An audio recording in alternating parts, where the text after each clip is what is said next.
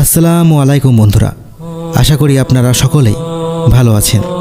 বন্ধুরা, আজকের এই ভিডিওটিতে আমরা লোকমান হাকিম রহমতুল্লাহ আলাহি ও 3 জন নাফরমান মেয়ের চমৎকার ঘটনা সম্পর্কে বলতে চলেছি, যা শুনে আপনার মন ছুঁয়ে যাবে ইনশাল্লাহ।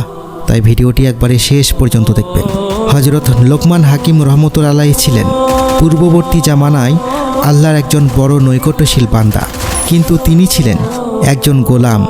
যখন ওনার মালিক ওনাকে বিক্রি করার জন্য বাজারে নিয়ে গেলেন, তখন অনেক খরিদ্দার ওনাকে কিনতে চেয়েছিলেন। যখনই কোনো খরিদ্দার লোকমান হাকিম রহমতুল্লাহ আলাহিকে খরিদ করতে চাইতেন, তখনই তিনি তাকে উদ্দেশ্য করে বলতেন যে আমাকে কোন উদ্দেশ্যে খরিদ করতে চাচ্ছেন। তখন সেই ব্যক্তি কোনো না কোনো উদ্দেশ্যের কথা তাকে বলতো। যখন লোকমান হাকিম সে লোকের কারণ শুনতেন, তখনই তিনি তাকে বলতেন, আল্লাহর ওয়াস্তে আমাকে খরিদ না করলেই ভালো হবে, কারণ আমি আপনার কোনো কাজেই আসব না। এই কথা শুনে খরিদ্দার তাকে না কিনে অন্য একজনকে কিনে নিয়ে চলে যেত।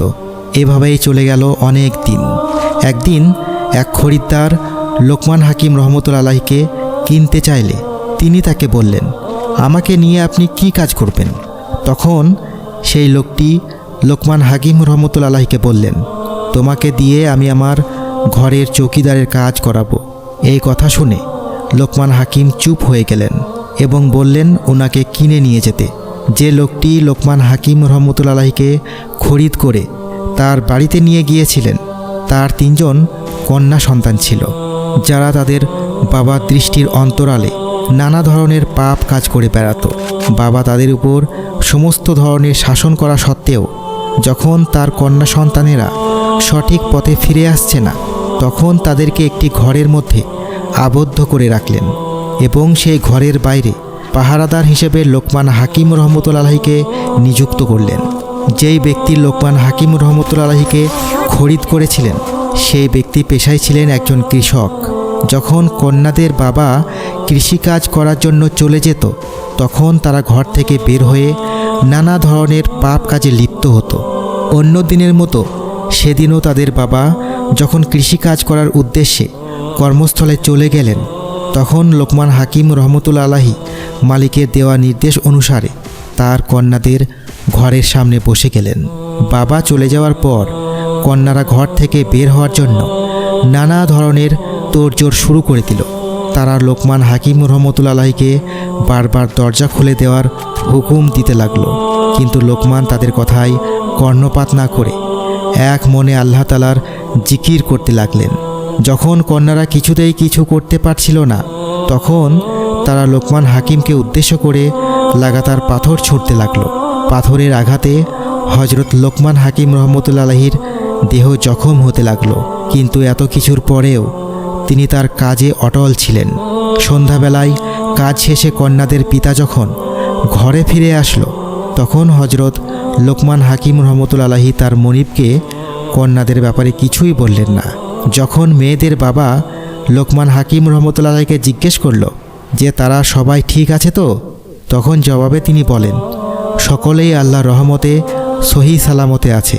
তার পরের দিন যখন মেয়েদের বাবা কাজের উদ্দেশ্যে কর্মস্থলে চলে গেল, তখন পূর্ব দিনের মতো তারা বাহিরে যাওয়ার জন্য তোড়জোড় শুরু করে দিল এবং তাকে জখম করতে লাগলো, কিন্তু সেই দিনেও তিনি তার কর্মে অবিচল ছিলেন। এইভাবে যখন কয়েকদিন কেটে গেল, তখন সেই কন্যাদের মধ্যে সবার ছোট যে ছিল, সে অন্যদেরকে উদ্দেশ্য করে বলতে লাগলো, এই লোকটা কতই না ভালো, আমরা তাকে কত কষ্ট দিয়েছি, আঘাতের পর আঘাত করছি, কিন্তু কিছুতেই সে তার জায়গা থেকে সরছে না, সব কিছু মুখ বুঝে সহ্য করে নিচ্ছে, এমনকি আমাদের কর্মকাণ্ড সম্পর্কে আমাদের বাবাকেও কিছু বলছে না। অন্যদিকে আমরা কতই না খারাপ, যদি সে লোকটি এতটা ভালো হতে পারে, তাহলে আমি কেন হতে পারবো না? আমি আজই আল্লাহর দরবারে তওবা করব এবং সকল পাপ কাজের জন্য আল্লাহর নিকট ক্ষমা প্রার্থনা করব। যখন মেজ বোন ছোট বোনের এই কথা শুনল, তখন সে মনে মনে বলতে লাগলো, আমার ছোট বোন আমার চাইতে কতই না ভালো, সে নিজের গুনাহের জন্য মহান আল্লাহর কাছে তওবা ইস্তেগফার করেছে, আর অন্যদিকে আমি এখনও পাপ কাজের কথা চিন্তা ভাবনা করে যাচ্ছি। ধিক্কার জানাই এই শরীর ও অন্তরকে। আমার বোন যদি পাপ কাজের জন্য ইস্তেগফার করতে পারে তাহলে আমি কেন করতে পারবো না। এই কথা বলে সেও মহান আল্লাহর দরবারে নিজের কৃতকর্মের জন্য অনুতপ্ত হয়ে তওবা ইস্তেগফার পড়তে শুরু করলো। যখন বড় বোন তার দুই ছোট বোনের কর্মকাণ্ড দেখল, তখন সে নিজেকে ধিক্কার করে বলতে লাগলো, ধিক্কার জানায় এই অন্তর ও শরীরকে।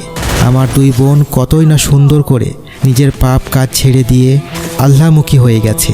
যদি তারা এমন করতে পারে তাহলে আমি কেন পারবো না। এমনিভাবে তিন বোন নিজেদের কৃতকর্মের জন্য মহান প্রভু আল্লাহ রাব্বুল আলামিনের দরবারে তওবা ইস্তেগফার করে সমস্ত গুনাহ কাজের জন্য আল্লাহ নিকট তওবা করলো।